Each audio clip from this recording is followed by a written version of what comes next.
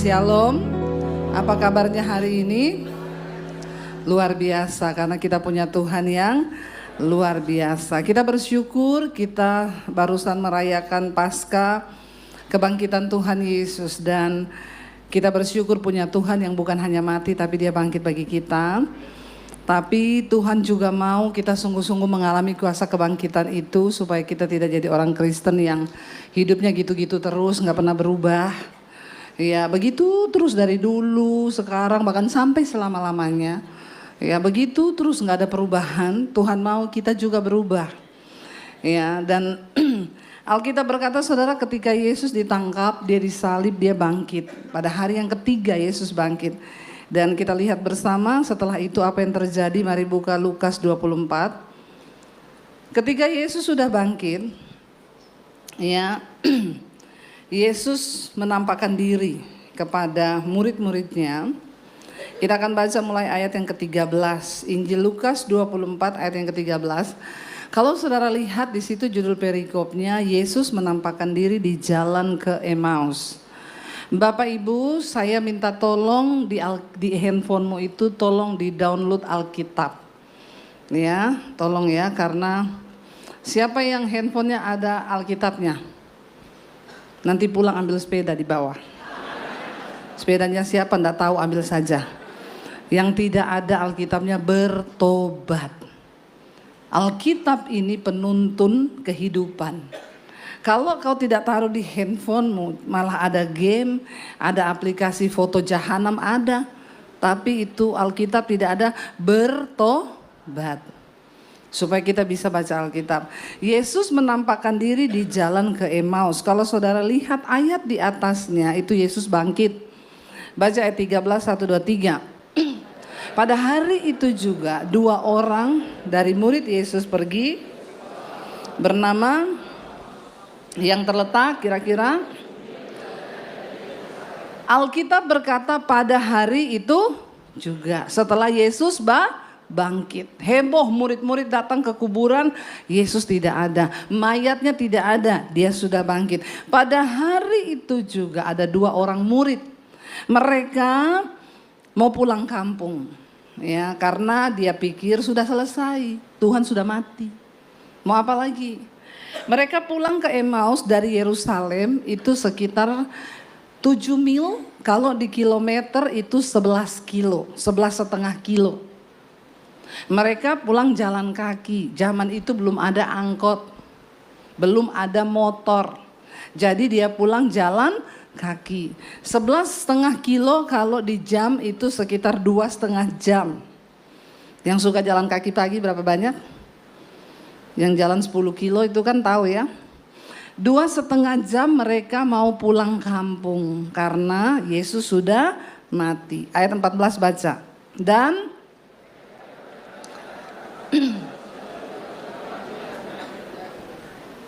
ketika mereka sedang bercakap-cakap dan bertukar pikiran, maka datanglah Yesus sendiri mendekati, lalu berjalan bersama-sama. Jadi mereka tuh jalan 11 kilo itu lagi ngobrol. Kita ini ya udah ikut Yesus. Padahal tadinya dia itu berkuasa loh, bangkitkan orang mati. Orang lumpuh berjalan, orang buta melihat. Dia bilang dia mau jadi raja di Israel. Malah bukan jadi raja, malah mati. Ya kalau gitu mending kita dulu gak usah ya. Sia-sia ikut-ikut ternyata mati. Boro-boro jadi raja malah ditangkap lalu disalib. Lagi ngomong, dikatakan Yesus datang. Ikut berjalan bersama dengan mereka. Lalu Yesus bilang apa? Ayat 16. Tetapi sehingga mereka, Yesus datang tapi mereka tidak kenal. Karena ada sesuatu yang menutup mata mereka. Nah ini kejadian banyak sekarang orang Kristen di gereja. Ngakunya murid tapi tidak mengenal. Tidak usah angkat tangan.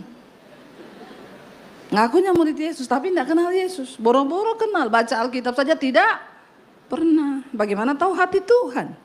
Bagaimana tahu pikiran Tuhan? Bagaimana tahu rencana Tuhan? Ada sesuatu yang menutup mata mereka sehingga mereka tidak kenal dia. Apa yang menutup? Kekecewaan. Ya, kekhawatiran karena pada hari itu waktu Yesus ditangkap, murid-murid semuanya pergi dan pura-pura tidak kenal Yesus. Bahkan Petrus, orang yang paling dekat dengan Tuhan Yesus. Alkitab berkata Petrus menyangkal Yesus berapa kali? 3. Waktu tanya, kamu juga salah satunya kan? Enggak kenal. Saya sering lihat loh, kamu jalan sama dia, kamu dengar pengajarnya dia. Enggak, sumpah aku enggak kenal. Enggak, kayaknya kamu, saya enggak asing deh muka kamu itu. Enggak, saya enggak tahu dia. Semua saat itu murid Yesus ada dalam ketakutan, tidak main-main. Yesus ditangkap, dianggap sebagai penghujat agama Yahudi. Karena dia berkata dia akan merobohkan bait Allah dan akan membangunnya kembali dalam waktu 3 hari. Lebih baik pura-pura tidak kenal daripada ditangkap lalu disalib. Mereka kecewa, takut, khawatir sehingga mata mereka tertutup dan tidak bisa melihat Yesus. Lalu Yesus bilang apa? Ayat 17. Yesus berkata kepada mereka, apa yang kamu percakapkan sementara kamu berjalan, maka berhentilah mereka dengan muka muram. Yesus ngomong gini, enak banget percakapannya, apa yang diomongin nih, jalan berdua. Dan Alkitab berkata mereka berhenti dengan muka muram, dengan muka aneh, agak lain melihat ke Yesus gini. Dan Alkitab berkata, mereka menjawab apa? Salah seorang dari muridnya itu menjawabnya, Kleopas. Hello, orang baru ya? Ya kan? Orang baru ya kamu ya? Kenapa? Kamu nggak tahu sesuatu yang lagi viral hari-hari ini? Nggak lihat Instagram? Kamu nggak lihat Facebook? Nggak tahu apa yang lagi viral? Apa yang lagi viral sekarang? JK. Ya, JK viral sekarang. Dia bilang kerusuhan Poso dan Ambon sama-sama saling bunuh. Saya ini orang Poso asli, rumah saya terbakar waktu kerusuhan. Adik saya terguncang jiwanya melihat kerusuhan itu. Dia bilang sama-sama saling bunuh. Orang Islam punya keyakinan kalau bunuh orang Kristen masuk surga mati syahid. Orang Kristen juga sama, kalau bunuh orang Islam masuk surga mati syahid. Padahal Tuhan Yesus gak pernah ajarkan begitu. Lalu ini banyak orang Kristen marah, mau mengadili. Saya bilang enggak usah. Kan ajarannya Tuhan Yesus, kasihilah musuh, berdoalah bagi mereka. Jangan kita yang hakimi, biar Tuhan yang. Jangan ambil bagian Tuhan. Serahkan biar Tuhan yang berperkara. Siapa tahu dia dijamah Tuhan toh. Terima Tuhan Yesus, baca Alkitab toh, supaya dia tahu yang benar apa yang Yesus ajarkan kan. Itu yang lagi viral sekarang. Saudara, mereka bilang sama Yesus, hello, orang baru ya. Kayaknya kamu deh satu-satunya orang asing yang baru datang di Yerusalem dan tidak tahu apa yang terjadi di Yerusalem. Kami ini lagi cerita tentang Yesus, orang Nazaret yang dia itu berkuasa, perkataannya sangat berkuasa seperti perkataan Allah. Dia membangkitkan orang yang lumpuh, menyembuhkan orang yang sakit, membangkitkan orang mati dari kematian. Tapi apa yang terjadi? Imam-imam kepala menangkap dia, menyalibkan dia, bahkan dia sudah mati. Tapi teman-teman kami bilang dia sudah bangkit. Cuma kami sih nggak percaya dan mereka bilang begini. Ya, ayat yang ke-21, ini yang tutup mata mereka, Mas Saudara. Padahal kami ini dahulu mengharapkan bahwa dialah yang akan datang untuk membebaskan bangsa Israel. Tetapi sementara itu telah lewat 3 hari sejak semua itu terjadi. Beberapa perempuan dari kalangan kami mengejutkan kami pagi-pagi buta bilang dia bangkit. Murid-murid setelah menceritakan Yesus, kuasanya, semua kedahsyatannya, mereka bilang tapi dia sudah dihukum mati. Padahal kami ini dulu berpikir dia yang akan datang bebaskan Israel dan dia akan jadi raja Israel. Kan setidaknya kalau dia jadi raja Israel kita bisa jadi anggota dewan, tak? Yang ada di otak murid-murid itu begitu. Yang mereka pikir cuma perkara-perkara jasmani yang terbatas dengan logika manusia. Mereka tidak mengerti Yesus berkata dia akan datang sebagai raja di atas segala raja. Padahal apa yang hari ini sedang ada di benak saudara, apa yang sedang engkau kecewakan hari ini, aku tuh ikut Yesus, padahal aku tuh berharap kalau ikut Yesus bisnisku bertambah. Padahal aku ini sudah lama loh melayani Tuhan jadi pendoa, tapi kok bisnisku gini-gini aja, kecewa. Kekecewaan bisa menutup mata rohanimu sehingga engkau tidak bisa mengenal Tuhan. Engkau tidak mengerti rencananya, engkau tidak mengerti kehendaknya, engkau tidak mengerti goalnya Tuhan di dalam hidupmu. Waktu kau kecewa, waktu banyak harapan-harapanmu yang tidak terwujud, lalu kau kecewa. Karena itu penting bagi kita untuk mengenal Tuhan, mengenal rencananya, mengenal kebenarannya, mengenal. Padahal murid-murid ini dulu Yesus sudah kasih tahu.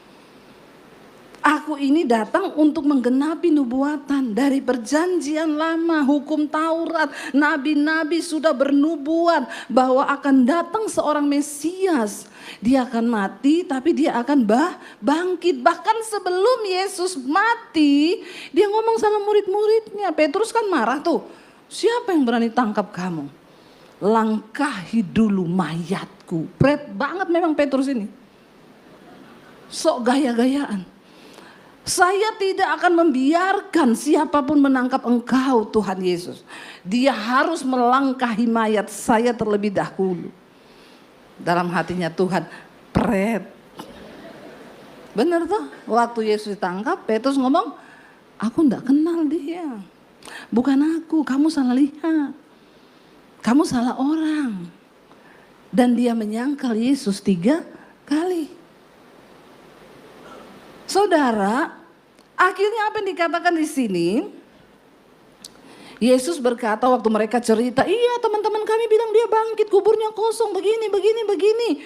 Ayat 25, lalu Yesus berkata kepada mereka, hai kamu orang bodoh, betapa lambatnya hatimu sehingga kamu tidak percaya segala sesuatu yang telah dikatakan para nabi. Bukankah Mesias harus menderita semuanya itu untuk masuk ke dalam kemuliaannya? Persoalannya di mana? Murid-murid itu tidak percaya apa yang Yesus bilang.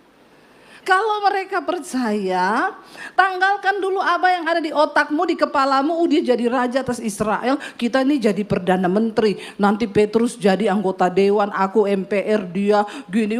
Kita habis ini jadi pejabat. Otaknya itu cuma mikir hal-hal yang terlalu dangkal. Coba kalau mereka nangkap apa yang Yesus bilang, kan Yesus sudah bilang aku akan mati tapi aku akan bangkit. Beda ceritanya. Mereka akan berkata, ih bener ya, dia kan udah bilang dia mau ditangkap, dia mati, nanti kan dia bangkit, kita tunggu aja kebangkitannya. Kan beda. Persoalannya mereka tidak percaya pada firman Tuhan. Kayak begitu nih orang-orang Kristen zaman sekarang. Sehingga Tuhan harus mengizinkan engkau terus diproses. Karena engkau tidak pernah mau sungguh-sungguh mengimani dan mempercayai firman Tuhan. Cepat atau lambat proses di hidupmu itu tergantung dari bagaimana engkau berespon percaya kepada firman Tuhan. Amin saudara. Ketika Yusuf mengalami persoalan, kenapa Yusuf tidak kepahitan? Keluarganya buang dia loh. Bukan cuma dibuang, dijual. Mereka bilang gini, kalau kita cuma buang dia di sumur, cuma mati toh, kita nggak dapat apa-apa. Kan lebih bagus kalau kita jual, dapat.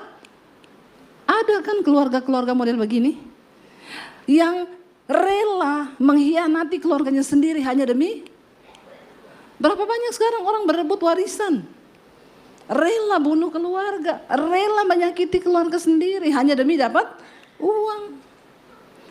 Tapi Yusuf berespon bagaimana? Alkitab berkata Yusuf hidup takut akan Tuhan. Sehingga Tuhan membuat apa yang dilakukan oleh tangannya menjadi berhasil.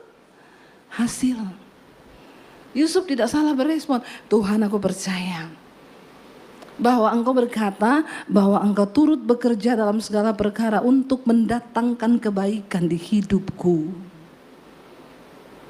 Saya kemarin ketemu teman saya 3 orang, mereka itu dulu juga ya 10 tahun lebih saya kenal mereka, saudara. Dari pertama ya saya juga datang di Jakarta masih naik motor waktu itu. Teman saya yang satu ini pas kita ketemu lagi dalam masalah yang begitu berat, diperkarakan sama teman bisnisnya karena nggak terima mungkin pembagian hasil. Teman saya yang satu pegawai pabrik dipecat sama bosnya. Waktu kami bertemu kembali, teman saya ini sudah buka usaha baru karena dia dulu diperkarakan sama teman bisnisnya dan Tuhan melepaskan dia dan sekarang dia buka usaha pegawainya hampir 1000. Teman saya yang pegawai pabrik dipecat, sekarang suaminya punya pabrik sendiri. Saya dulu yang naik motor, sekarang puji Tuhan lah sudah seperti begini keadaannya. Lalu kami mulai bercerita tentang kebaikan Tuhan. Kami semua cerita, dulu waktu kita mengalami itu rasanya berat sekali. Teman saya nangis, kenapa suamiku dipecat? Dia pegawai yang baik di kantor, di pabrik, kenapa dipecat? Tapi mereka berusaha merespon dan percaya, Tuhan firman-Mu berkata bahwa Engkau turut bekerja dalam segala perkara untuk orang-orang yang berharap kepadamu. Mereka memilih untuk tetap percaya, menangis di kaki Tuhan. Semakin kau diproses, semakin cari Tuhan. Jangan makin jauh. Kenali isi hati Tuhan, kenali kehendak Tuhan. Anak-anak muda, kau bergumul untuk jodoh, cari Tuhan. Jangan cuma sibuk cari jodoh. Nanti salah pilih. Nah, kalau salah pilih berat. Cari Tuhan, kau ketemu hati Tuhan, kau ketemu pikiran Tuhan, kau ketemu rencana Tuhan. Itu yang benar. Waktu kau lagi diproses, enggak usah cari manusia.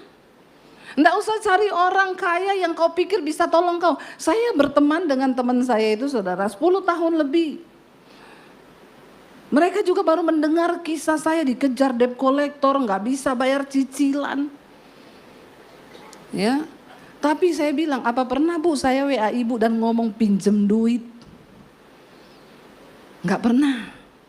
Saya enggak pernah WA mereka. Sekalipun tuh saya duduk di kaki Tuhan, saya nangis di kaki Tuhan. Banyak kekecewaan di hati.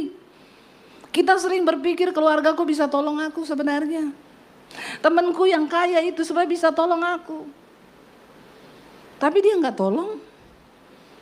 Dan Tuhan bilang, saya izinkan kok dia nggak tolong kau supaya kau berharap sama saya. Saya punya teman orang kaya banget. Dia di WA salah satu debt collector. Ibu, kamu kenal Debbie Basir? Suruh dia bayar utang ya. Saya debt collector. Dia kaya banget. Dia telepon saya. Bu, ibu ada utang ya? Iya, berapa? 10 juta. Dia kaya banget. Bisa dia bilang, saya bayarin deh Bu, nanti Bu ganti. Enggak, Bu, bayar ya. Kalau enggak ibu dimaluin loh. Ini saya udah di WA loh perihal utang ibu.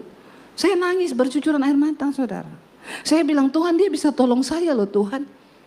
Kenapa dia enggak tolong saya? Tuhan bilang, aku yang keraskan hatinya. Lu mau apa? Mau berharap sama manusia? Datang sama saya kata Tuhan, berlutut di kakiku. Jangan engkau cari manusia. Enggak usah cari orang ketika engkau ada masalah, enggak usah curhat. Kalau perlu enggak usah konseling. Orang Kristen sekarang habis-habis dikonseling terus. Benar nggak? Ya, nggak usah bikin susah Pak Wiryo, nggak usah datang sama Bu Gembala, mau konseling dok. Saya saudara kalau orang bilang, Bu saya mau konseling, saya bilang kau sudah baca Alkitab belum?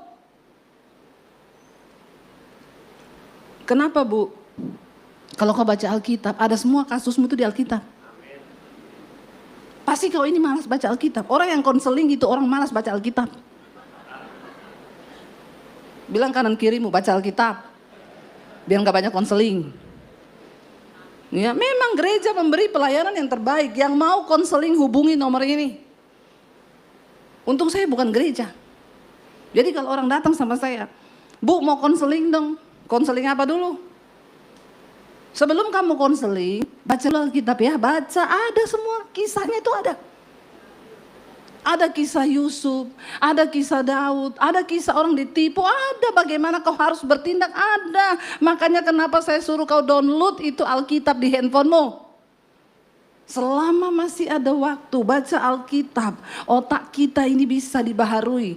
Karena satu saat kebenaran akan diangkat dan kau tidak bisa lagi mendapatkan kebenaran. Selama ada waktu baca Alkitab, saudara. Karena otak manusia ini udah rusak. Kita dikandung dalam dosa, hidup dalam dosa, dibesarkan dalam keluarga dalam dosa. Otak ini isinya sudah banyak yang kotor. Firman Tuhan mencuci otak. Apalagi dengan sosial media sekarang. Banyak hal-hal yang buruk masuk. Anak-anak muda ya. Dicuci otaknya lihat sosial media. Kemarin saya lihat tuh ada satu perempuan bikin. Hei wanita-wanita, kamu harus kerja keras, harus bisa punya duit. Supaya apa? Kalau kamu punya duit, kamu nanti menikah, suamimu toksik, kamu gampang cerai, kamu punya duit. Lalu orang-orang Kristen banyak yang masuk ngomong ini, setuju Cece, setuju Cece, setuju Cece, pret. Enak aja kamu. Ya, firman Tuhan tidak bisa diganti. Alkitab bilang kalau sudah nikah nggak boleh cerai, bukan karena kau punya duit atau tidak punya duit. Nilai bergeser hari-hari ini. Saya baca di Instagram ada satu dokter bilang, dia menemukan sebuah penelitian, orang sakit kanker, tumor, autoimun karena terlalu banyak memendam perasaan. Kecewa, takut, sakit hati, kepahitan. Makanya harus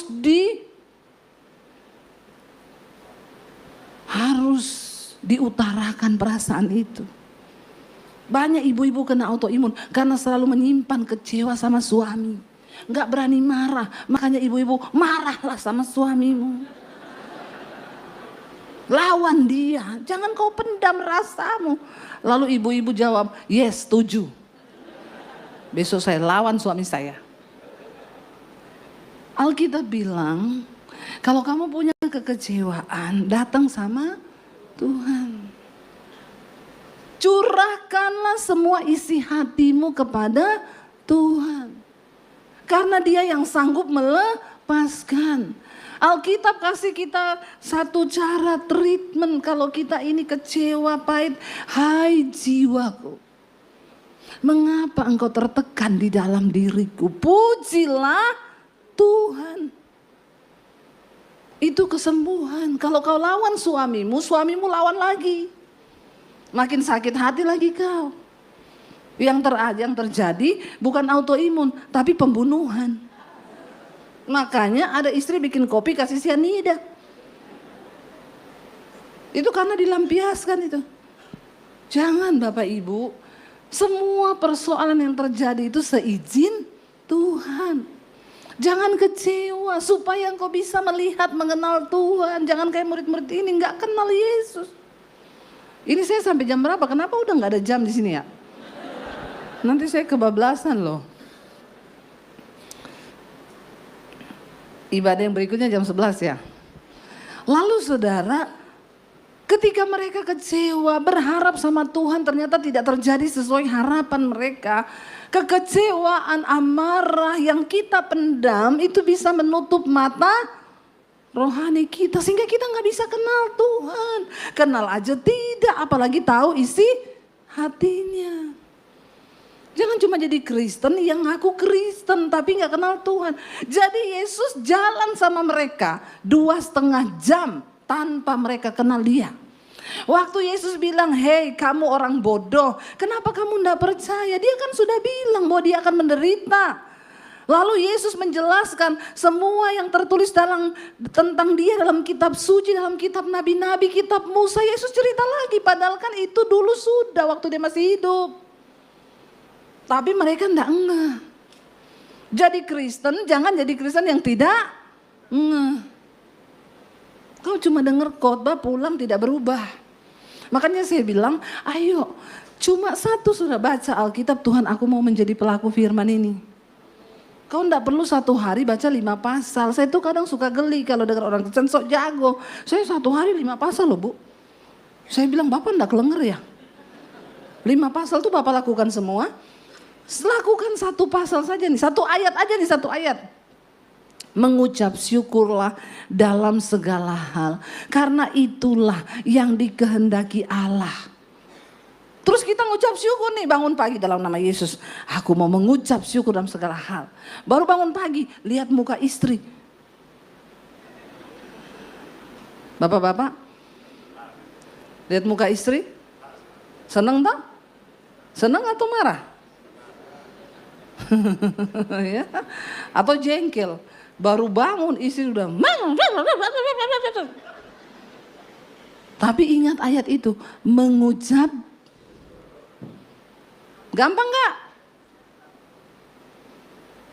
Susah tak? Satu ayat toh ini, satu ayat nih, belum 5 pasal. Cuma satu ayat toh.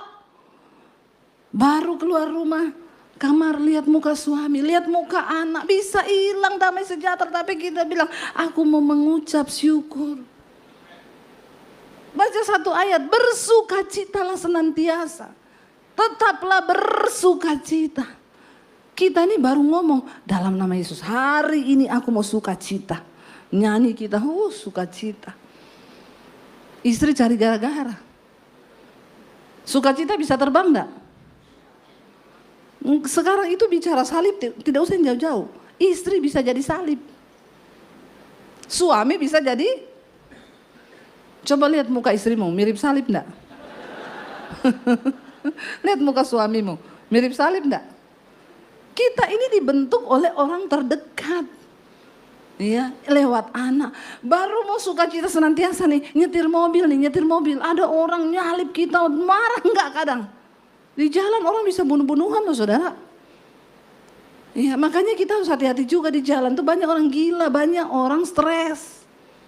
Enggak usah marah dengan orang. Kalau dia nyalip, biarin aja. Saya kadang suami saya bilang, dia salib. Enggak apa-apa, saya lagi stres dia. Besok mau bayar cicilan enggak ada duit. Kita ngerti aja, amin. Karena jaga sukacita ini enggak gampang. Suruh sukacita. Sukacita berarti tersenyum. Kita harus senyum terus tiap hari, amin. Coba senyum bapak-bapak, saya melihat senyumnya. Ini ada bapak-bapak yang sudah susah senyum ini. Suruh senyum aja susah, apalagi sukacita. Sukacita sama gila tuh beda tipis. Amin. Harus tertawa terus kita, harus sukacita terus, itu enggak gampang. Melakukan satu ayat aja sulit saudara. Makanya murid enggak ngerti waktu Tuhan jelasin. Lalu Yesus harus cerita. Lalu dikatakan ayat 28, sudah hampir sampai nih ya. Udah mau sampai di Emmaus. Mereka mendekati kampung yang mereka tuju, lalu Yesus berbuat seolah-olah mau terus. Oh kalian udah nyampe? Iya oke kita udah nyampe. Yesus bilang oke sampai ketemu lagi. Lalu mereka bilang, lebih baik kamu nginep aja di rumah kita, soalnya sudah mau malam. Nanti besok pagi kamu terusin lagi perjalanan, mau nginep aja dulu. 2,5 jam. Nggak kenal Yesus. Berapa tahun kau jadi Kristen? Itu kan gambarannya kan. Saya Kristen 30 tahun bu. Tapi kalau tersinggung, marah saya. Kau nggak ngerti hati Tuhan. Saya jadi Kristen 60 tahun dari lahir. Tapi suruh mengampuni kagak. Kau tidak tahu Tuhan. Saya jadi Kristen tapi dengar suara Tuhan nggak pernah. Ini gambaran orang Kristen zaman sekarang saudara. Lalu mereka bilang, mereka mendesak, ayo tinggal dulu di rumah kami. Soalnya sudah mau malam, nanti besok aja kamu lanjutin perjalanan. Lalu mereka ngajak Yesus makan. Ayat 30, waktu ia duduk makan dengan mereka, ia mengambil roti, mengucap berkat, lalu memecah-mecahkannya dan memberikannya kepada mereka. 31, ketika itu apa? Terbukalah mata mereka dan mereka pun mengenal dia, tetapi terlambat. Begitu mereka tahu Yesus, dia sudah hilang. Mereka pasti gini, ya ampun kalau tahu, bayangkan loh kita jalan 2,5 jam dengan dia. Betapa rugi kita menyia-nyiakan waktu 2,5 jam. Kalau kita sudah tahu itu Yesus, banyak hal yang bisa kita tanya, banyak hal yang bisa kita dapat. Ada kuasa, ada mujizat, ada pertolongan. Amin. Jangan sampai engkau menyesali. Saya sudah Kristen Bu 60 tahun. Nanti mau mati tarik napas terakhir. Baru ngerti Tuhan. Baru mau lepaskan pengampunan. Karena ditakuti, Pak udah mau mati Pak. Ampuni Pak, mantumu Pak. Ada orang Kristen begitu, khotbah dia. Udah mau mati saudara. Baru saya bilang, Bapak jangan ada pengkepahitan sama anak. Karena dia nggak setuju anaknya mau nikah. Dia kutuk, saya tidak akan menyetujui sampai kapanpun biar nasib mereka terkutuk. Udah mau mati saudara, baru saya bilang, Pak lepaskan pengampunan Pak. Baru dengan bercucuran air mata di rumah sakit, selang semua. Baru iya, aku mau mengampunimu sayang. Kita 60 tahun ikut Yesus. Jangan sudah mau mati, baru engkau ngaku, saya punya selingkuhan. Udah mau mati, baru kau sadar. Ditanya istrimu, selingkuhannya siapa? Ada ani-ani. Ani-ani yang mana? Karena banyak sekarang. Ada Adel, ada Anes. Adel, ani-ani padel. Anes, ani-ani tenis. Kamu ini ani-ani yang mana? Dua-duanya. Karena ani-ani ini sekarang semua lapangan mereka masuki. Hati-hati bapak-bapak yang suka padel, yang suka tenis. Ani-ani ini masuk ke semua sirkuit. Ya, sirkuit semua ani-ani masukin. Pokoknya dia makan mau menebar jala toh. Yang kena yang mana ini? Bapak padel atau bapak tenis atau bapak sirkuit? Bapak mana aja ani-ani ini? Ya, jangan nanti kau sudah mau mati, napasmu sudah terakhir, baru kau ngaku sama istrimu, aku tuh punya ani-ani sayang. Istrimu pura-pura injak selangnya. Langsung deh kau mangap-mangap. Mati. Jangan ya nak ya, bertobat. Ngerti kehendak Tuhan itu supaya kita hidup dalam kekudusan. Ini waktu sedang tidak menentu. Semua negara-negara sekarang sedang krisis. Kita bersyukur kalau Indonesia masih dalam keadaan aman terkendali. Karena kita percaya ada tangan Tuhan yang selalu menopang bangsa ini. Tugas kita, mari jaga NKRI. Jangan terpancing dengan berita-berita yang memprovokasi. Jangan terpancing dengan agenda-agenda yang ingin memecah belah bangsa. Sudah saatnya berdoa bagi pemerintah, amin. Karena pemerintah itu adalah wakil Allah, siapapun dia, doakan. Jangan terus ikut-ikut menjelekkan. Jangan tebar kutuk buat bangsa ini, tapi tebar doa, doa dan doa. Ini banyak orang-orang yang ingin mengacaukan bangsa kita, saudara. Makanya saya bilang jangan terpancing. Ya, yang lagi viral-viral terus marah, hakimi, adili. Ini salah satu orang mau menghancurkan bangsa ini. Kita jadi pelaku firman aja. Saya bikin status, ampuni aja, enggak usah kita mau coba-coba dengan kekuatan kita. Ya tapi kan Bu, kita gini, balik ke firman. Tuhan bilang ampuni, doakan musuhmu. Tapi banyak orang yang gak ngerti isi hati Tuhan. Mari kita bertobat, anak-anak muda bertobat. Kalau kita sudah mencapai perkenanan Tuhan, maka gak ada yang perlu kita takutkan. Mau nanti malam kiamat, mau mati besok, mau mati lusa, ya udah tuh. Suka-sukanya Tuhan. Yang penting kita sudah mencapai perkenanan Tuhan. Dan akhirnya saudara murid-murid, dia hilang. 32 nyesel. Saya undang imam musik maju. Mereka bilang gini 32. Kata mereka seorang pada yang lain. Ya ampun, makanya ya waktu dia ngomong itu hati kita berkobar-kobar pret. Makanya beda waktu dia ngomong, dia bicara di tengah jalan itu. Dia menerangkan kitab suci. Di hati ini ada sesuatu. Orang kalau matanya buta, dia tidak pernah mengerti waktu lawatan Tuhan. Banyak kecewa di hatimu, banyak kebencian, banyak ketakutan, banyak kekhawatiran. Mari Bapak Ibu, yuk kita sungguh-sungguh cari Tuhan. Menjelang waktu Tuhan yang mendekat, cari perkenanan Tuhan. Lepaskan dosa, tinggalkan semua supaya mata rohanimu tidak buta. Jangan sampai sudah 70 tahun ikut Yesus, di akhir mau mati baru matanya tercelik, baru mau tobat, baru mau ngaku karena selama ini tidak pernah melihat Tuhan. Jangan ngaku murid Yesus tapi kau tidak kenal Yesus. Hari ini biar kita semua buka hati di hadapan Tuhan. Bilang, Tuhan, kami buka hati kami.